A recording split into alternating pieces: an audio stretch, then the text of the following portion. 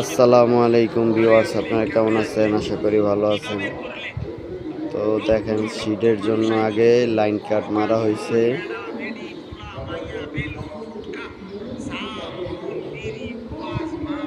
Line cut মাইরা তারপরে shuttering করা হয়।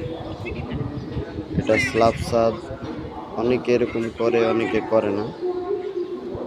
তো মিস্ত্রি ধ্যানে পড়ে বসে আছে, আর আরেক মিস্ত্রি কাজ করতেছে। ভাইরে, কাজ করলেই সফলতা মিলে, এটা আমি সবসময় বলি। কাজেই মানুষের পরিচয়, কাজ থেকেই মানুষ শিক্ষা নেয়, কাজ করলেই মানুষের শরীর স্বাস্থ্য ভালো থাকে। বুঝছেন রে ভাই? আমরা সবাই কাজে ব্যস্ত থাকব,